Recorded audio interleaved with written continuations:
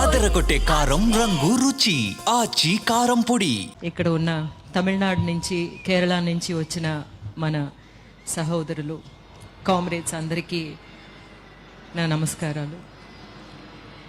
నన్ను తెలుగు మాట్లాడటం వచ్చా అని ఎవరు అడిగారో నాకు తెలియదు, కానీ నా మాటలు వింటే తెలుగు అమ్మాయి మాటలా ఉన్నాయా లేకపోతే తమిళ అమ్మాయి మాటలా ఉన్నాయా నాకు తెలియదు కదా. అలా ఎలా అడుగుతారండి? తమిళనాడులోనే చిన్నప్పుడు మా నాన్నగారేమో 5 సంవత్సరాలు ఉన్నప్పుడు నన్ను తీసుకెళ్ళిపోయారు. తమిళనాడులోనే నేను పెరిగాను. తమిళ చాలా బాగా రాయడము అంతా వచ్చు నాకు. నన్ను తమిళనాడులోని మా రిఫార్మిస్ట్ అభ్యుదయ భావాలు కలిగిన అక్కడ లీడర్స్ వాళ్ళ మాటలు, వాళ్ళు రాసిన వాళ్ళ బాట అవన్నీ చదివిన తర్వాతే నేను ఇక్కడ నిలబడగలిగే ఒక అర్హత పొందాను. డెఫినెట్గా ఆంధ్రప్రదేశ్లో నేను పెరగకపోవచ్చు, కానీ తెలుగు మా తల్లి. నేను చిన్నప్పుడు యశోద కృష్ణ అనే ఒక పిక్చర్లోనే కృష్ణుడిగా యాక్ట్ చేశాను. నేను ఎప్పుడో అంటూ ఉంటానన్నమాట, నన్ను కన్న తల్లి దేవకి నా తెలుగు తల్లి, నన్ను పెంచిన తల్లి యశోద మా తమిళ తల్లి అని. ఏ తల్లి అయినా తల్లే కదా. సరే, నేను ఇక్కడికి ఎందుకు వచ్చాను? ఇక్కడేమో మీకు అందరికీ ఇక్కడికి రావడానికి మాట్లాడడానికి చాలా చరిత్ర ఉంది. వాళ్ళ కుటుంబాలు, వాళ్ళు నడిచి వచ్చిన బాట, వాళ్ళు పాడే పాటలు, మీ అందరితోటి ఒక అవినాభావ సంబంధం వాళ్ళకందరికీ ఉంది. ఈ శ్రామికుల ఉత్సవం చాలా ముఖ్యమైన ఈ ఉత్సవంలో నేను వచ్చి మాట్లాడడం ఏమిటి అని ఒక క్వశ్చన్ అందరికీ ఉంటుంది, ప్రశ్న అందరికీ ఉంటుంది. నేనెవరు? నేను ఒక సినిమా నటినే కదా. ఒక సినిమా నటికి ఇక్కడేంటి పని? సినిమా నటి పని ఏమిటి? సినిమాలో నటించే వాళ్ళకి నాకు ఎవరో ఒకరు చాలా పెద్ద పెద్ద రచయితలు, థింకర్స్ రాసిన మాటలు బట్టి పట్టి డైరెక్టర్ ఎలా చెప్తారో అలాగే యాక్ట్ చేయడమే మా పని కదా, అంతే. అలాగే నేను చిన్నప్పటి నుంచి ఒక యాక్టర్గా ఎదిగాను. అలా ఎదుగుతున్నప్పుడు కొన్ని విషయాలు నాకు అర్థం అవ్వడం అయింది. ఎప్పుడంటే, నేను ఒక స్త్రీని, ఒక ఆడదాన్ని అని ఈ సమాజం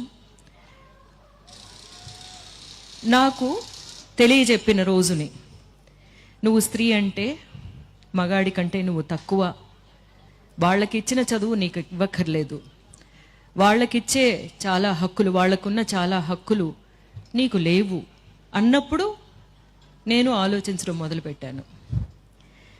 నేను అట్లా చూస్తున్నప్పుడు నాలాగే చాలామంది ఉన్నారు. వాళ్ళెవరంటే దళితులు, శ్రామికులు, తర్వాత థర్డ్ జెండర్. యాక్చువల్గా థర్డ్ జెండర్ అనకూడదు అంటారు. వాళ్ళు కూడా ద సెకండరీ అన్నమాట. అప్పుడు ఆ సెకండరీ పొజిషన్లో నుంచి ఆలోచిస్తున్నప్పుడు నాకున్న హక్కులు ఏమిటి అని నేను ఆలోచించడం మొదలుపెట్టాను. నాతో పాటు మిగతా వాళ్ళకి ఉన్న హక్కుల గురించి కూడా నన్ను ఆలోచింపచేశాయి నేను చదివిన పుస్తకాలు, నేను విన్న మాటలు, ఇక్కడ పాడిన పాటలు, ఇక్కడ మాట్లాడిన మాటలన్నీ వింటున్న ఈ చిన్నారులు వాళ్ళ జీవితంలో ఇవి ఎప్పుడు మర్చిపోలేరు. సమానత్వం లేదు అన్నది నాకు తెలిసింది. అప్పుడు ఆ సమానత్వం గురించి నేనేం చెయ్యాలి అని ఆలోచించడం స్టార్ట్ చేసినప్పుడు అన్నమాట, నేను ఇంకా ఈ సమానత్వం గురించి పాటుపడిన, ఈ సమానత్వం గురించి ప్రాణాలు వదిలిన, ఇంకా అందరికీ సమానత్వమైన సమాజాన్ని చూడాలి అని పాడుపడుతున్న వాళ్ళందరినీ నేను గమనించడం, వాళ్ళ దగ్గర నుంచి నేర్చుకోవడం ప్రారంభించాను. నేను స్కూల్కి వెళ్ళలేదు, కాలేజీకి వెళ్ళలేదు, యూనివర్సిటీస్కి వెళ్ళలేదు, కానీ ఈ సమాజమే నాకు పెద్ద కాలేజీ, నాకు పెద్ద ఈ సమాజంలో నేను నాకని కొంతమంది గురువుల్ని ఎంచుకున్నాను. వాళ్ళెవరంటే మా తమిళనాడులోని పెరియార్ అనే ఒక రిఫార్మిస్ట్, అన్నా అనే రిఫార్మిస్ట్.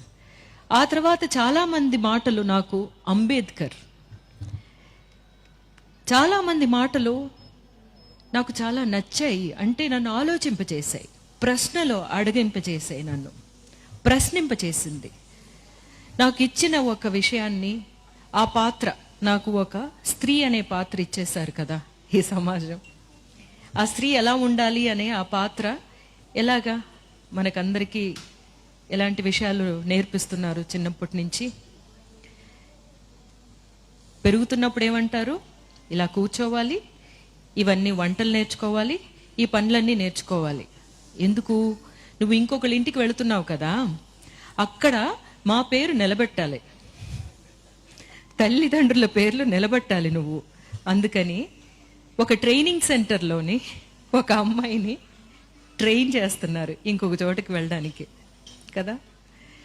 ఇప్పుడు వీటన్నిటినీ నేను ప్రశ్నించాలి అనే ఒక మాట వచ్చింది, అని ఒక డౌట్ వచ్చింది. అబ్బాయిలు కూడా చెయ్యాలి కదా. ఆహా కాదు అన్నారు. కొంతమంది ఏమన్నారంటే, నువ్వు ఈ మాట అడిగావు కదా, రా మా వైపు రా, నువ్వు మా కోసం మాట్లాడు అన్నారు. అలాగ వెళ్ళినప్పుడు అర్థమైంది, అలా నన్ను తీసుకెళ్ళి చేయి పట్టుకుని తీసుకెళ్ళిన వాళ్ళ అందరూ కమ్యూనిస్టులని అర్థమైంది నాకు.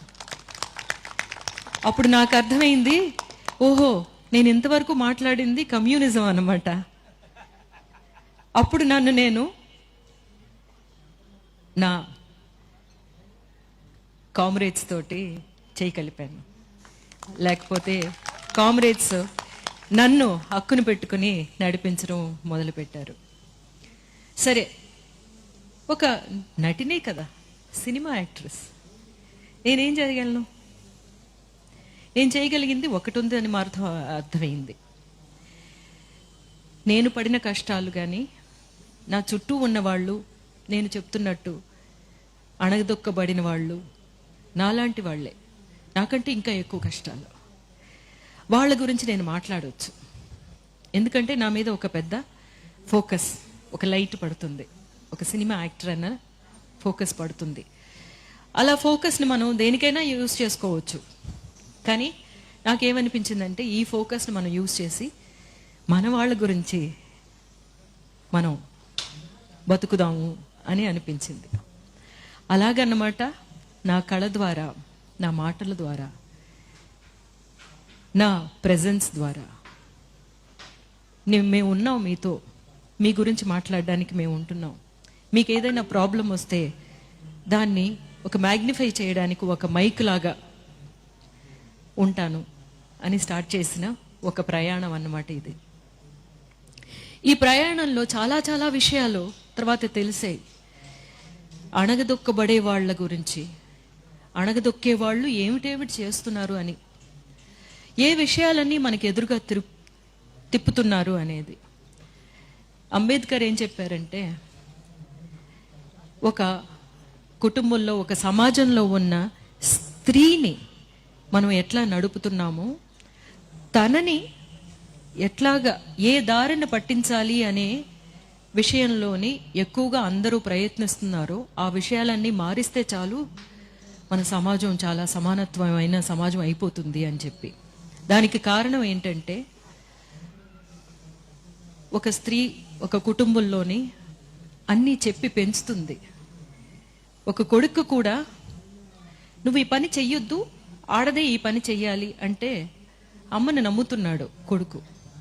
కానీ మీరిద్దరూ కలిసి పని చెయ్యాలరా అని అమ్మ చెప్పి పెంచిందనుకోండి, వాళ్ళు అలా పెరుగుతారు కదా. అలా ఎందుకు చేయించలేదు ఒక స్త్రీని అని ఆలోచిస్తే, 4 విధాలుగా స్త్రీని వాళ్ళ చెప్పు చేతుల్లో పెట్టుకోవాలి అన్నది. ఎవరు? అధికారం చేతుల్లో పెట్టుకోవాలి అనుకున్న వాళ్ళందరూ స్త్రీని తన చెప్పు చేతుల్లో పెట్టుకోవాలి అనే కొన్ని దారులు. ఒకటేం చేశారంటే, తనకి చదువు చెప్పించకూడదు, చదువు చెప్పిస్తే ఏమవుతుంది? మనతో పాటు సమానంగా మాట్లాడుతుంది, క్వశ్చన్ చేస్తుంది కదా. చదువు చెప్పించకూడదు. ముందుగానే బాల్య వివాహం చేసేస్తే తనకిష్టమైన వాడిని ప్రేమించడం అనే ప్లేస్కి వెళ్ళదు. తర్వాత తనకిష్టమైన వాడిని పెళ్లి చేసుకోవడానికి అస్సలు ఆ ప్రసక్తే లేకుండా చెయ్యాలి.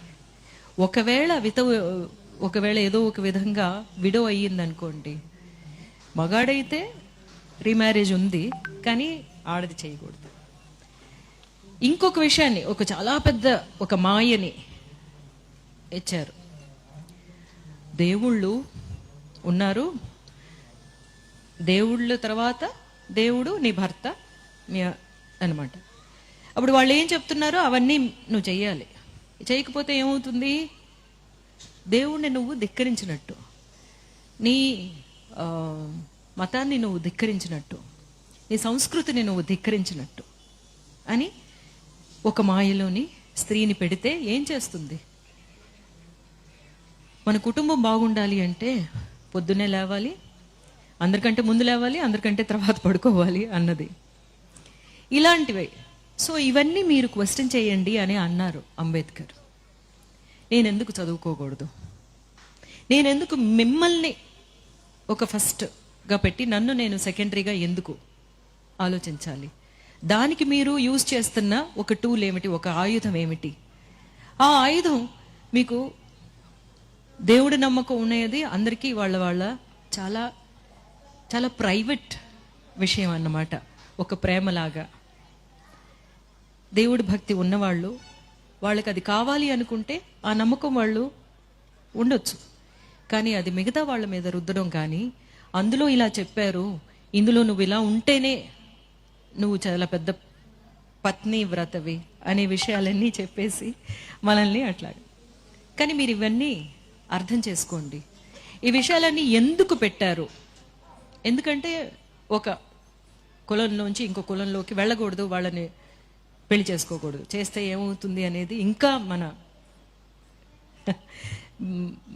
ఇండియాలో జరుగుతూనే ఉన్నాయి కదా. అప్పుడు ఇవన్నీ మనం సరిచేసే ఒక విషయం ఒక స్త్రీ చేతిలో ఉంది. ఆ స్త్రీ ఈ 4 విషయాల్ని అర్థం చేసుకుని మనల్ని అణగదొక్కడానికి చేసిన విషయాలే ఇవి అని అర్థం చేసుకుంటే చాలు.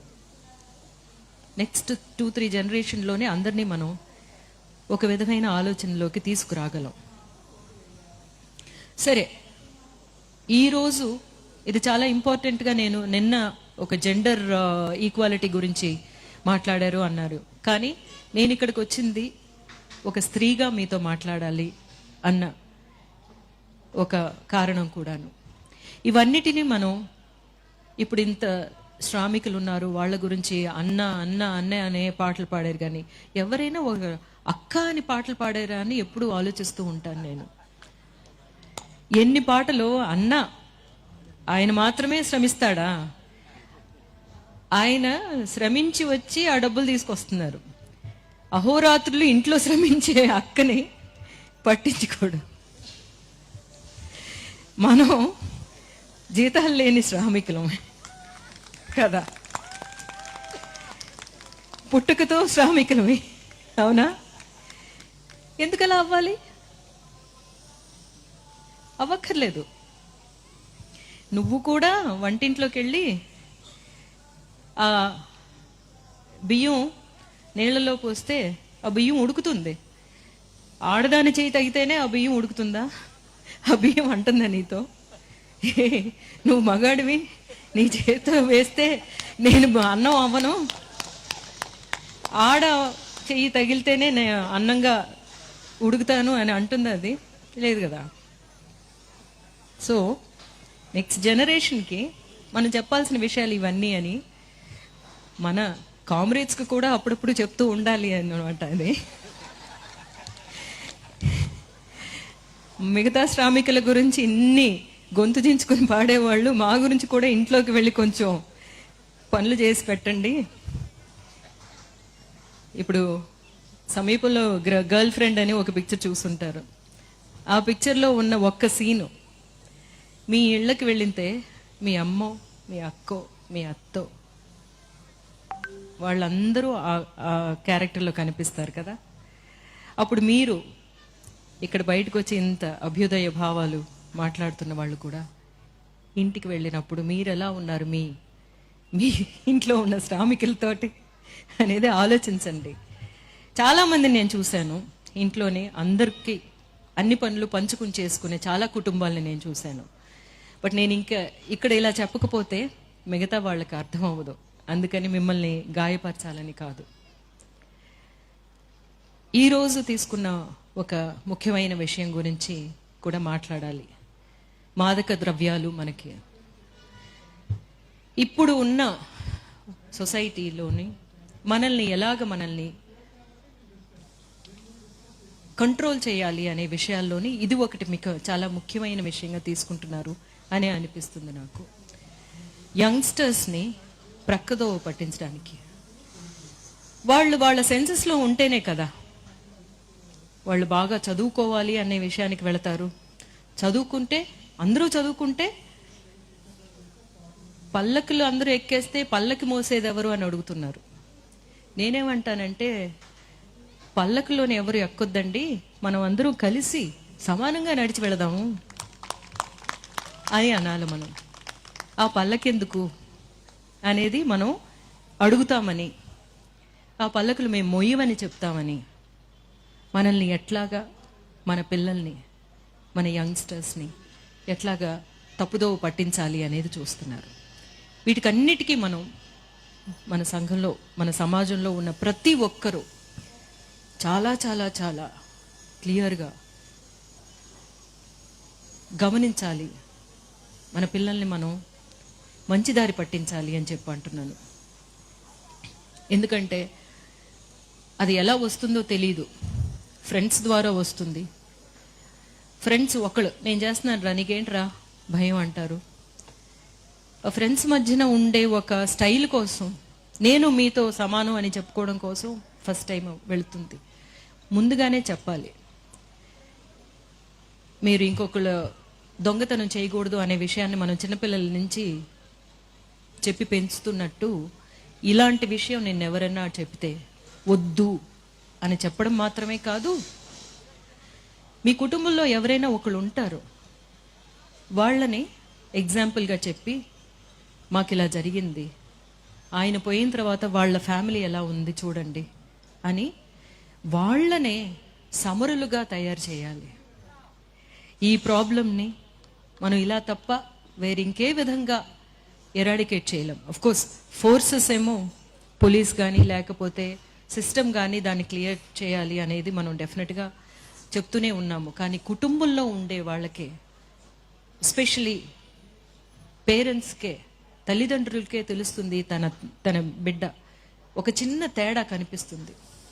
ఆ తేడా కనిపించినప్పుడు వెంటనే దాన్ని సరిచేయాల్సిన ఒక బాధ్యత మనకు ఉంది.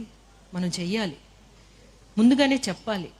ఎట్లాగా బట్టలు వేసుకుని వెళ్ళాలి, నువ్వు బయటికి నగ్నంగా వెళ్ళకూడదు అని చెప్తున్నాం కదా, అది మనం చెప్పే కదా. It's a behaviour, learned behaviour. మన మనుష్య జాతికి అంతా లర్న్డ్ బిహేవియర్ అనమాట. ఇప్పుడు మనం అందరం చీరలు కట్టుకుంటున్నాం, ఈ అలవాటు కాబట్టి మనం కట్టుకుంటున్నాం. వాళ్ళు షార్ట్స్ వేసుకుంటున్నారు, అది వాళ్ళకి అలవాటు. లేకపోతే స్కర్ట్ వేసుకుంటున్నారు, గౌన్లు వేసుకుంటున్నారు, అది వాళ్ళకి అలవాటు. మనకి ఈ భాష కూడా మన అలవాటే, మన తల్లిదండ్రుల ద్వారా వచ్చింది. అలాగే మన అలవాట్లు కూడా డెఫినెట్గా మనమే ముందుగా చెప్పాలి, వాళ్ళని క్లియర్ చేయాలి, మంచి త్రోవ పట్టించాలి. అది చాలా ఇంపార్టెంట్. మా అబ్బాయితో నేను అదే అన్నాను. ఎందుకంటే దీనివల్ల బాగా ఎఫెక్ట్ అయింది మా ఫ్యామిలీ, మీకు తెలిసిన విషయమే. వాడితో నేను చెప్పింది ఏంటంటే, ఎవరైనా ఏదైనా ఆఫర్ చేస్తే I got affected by this, అందువల్ల నువ్వు వాళ్ళని మంచిదారి పట్టించాల్సిన ఒక బాధ్యత నీ మీద ఉంది అని చెప్పిన తర్వాత వాడు చాలామందితో మాట్లాడానని చెప్పాడు. అదే మనం చేయాల్సింది. ఎవరు అఫెక్ట్ అవ్వాలని కాదు, ఎగ్జాంపుల్గా చెప్పి ఆ త్రోవకి వెళ్ళకూడదమ్మా, దానివల్ల జరిగే కష్ట నష్టాలు ఏమిటి అనేది అర్థం చేసుకునేలా చేసి చిన్నప్పటి నుంచి మనం చెప్పామనుకోండి, పేరెంటింగ్ అనేది వాళ్ళు వింటున్నారో లేదో డెఫినెట్గా చాలా క్లిష్టమైన పరిస్థితి వచ్చినప్పుడు మనం చెప్పే ఆ అడ్వైజే వాళ్ళు తీసుకుంటారు అనేది పేరెంటింగ్ నిపుణులు చెప్తారన్నమాట. అందువల్ల వాళ్ళు విన్నట్టే ఉంటారు పిల్లలు, కానీ అలా వినలేదేమో అనుకోకుండా మీ చెప్పాల్సిన విషయాలు చెప్తూనే ఉండండి అని చెప్పేసి. సో మన నెక్స్ట్ జనరేషన్ ఒక క్లీన్ జనరేషన్గా ఎదగాలి అంటే మన ప్రతి ఒక్కరి చేతిలోని తీసుకోవాల్సిన బాధ్యత ఉంది అనేది గుర్తు చేస్తూ, ఇక్కడ నన్ను ఆహ్వానించినందుకు మురళి గారికి అందరికీ ధన్యవాదాలు చెప్పుకుంటూ, మొదటిసారిగా ఆంధ్రాకు వచ్చి మన విషయాలు మాట్లాడడానికి ఒక సందర్భం దొరికినందుకు అందరికీ కృతజ్ఞతలు చెప్పుకుంటూ, రేపటి నుంచి జరగబోతున్న ఈ వేడుక చాలా పెద్ద మార్పులు తీసుకురావాలి. ఆ మార్పులు మనల్ని చూసి చాలా భయపడుతున్నారు, అది మీకు అర్థమవుతుందో లేదో. ఎందుకంటే వరవర్రావు గారినేమో జైల్లో వేస్తున్నారు. ఎందుకు? ఏ ప్రాబ్లము ఏమీ లేకుండానే ఎందుకు జైల్లో పడేస్తున్నారు? వాళ్ళు ఏం చేశారు అంటే, వాళ్ళ చేతిలో కలం ఉంది, వాళ్ళు మాట్లాడే మాటలు ఉన్నాయి. ఇవి వినేసరికి అందరికీ పెద్ద పెద్ద ఉత్తేజాలు వచ్చేస్తాయి. నిజాలు మాట్లాడుతున్నాం మనం కదా, అందుకని భయం. కానీ మనం భయపడం, ఎందుకంటే మనం మాట్లాడేది మన జీవిత ఆశయాలన్నీ ఈ మాటలు మాట్లాడలేని వాళ్ళ గురించి కాబట్టి. వాళ్ళు వచ్చి మాట్లాడగలిగితే ఈ మాట్లాడలేరు కాబట్టి వాళ్ళ హక్కుల గురించి పోరాడడానికి మనం ఉన్నాం. డెఫినెట్గా మనం అందరం ఉన్నాము అన్న ఒక ఈ వారం రోజులు జరిగే మహాసభలు ఆ హామీలో చాలా పెద్ద ఒక విషయంగా ఉంటుంది. అదొక పెద్ద హామీ అని తెలియపరుచుకుంటూ విజయవంతం కావాలి అని అభినందిస్తూ, థ్యాంక్ యూ సో మచ్.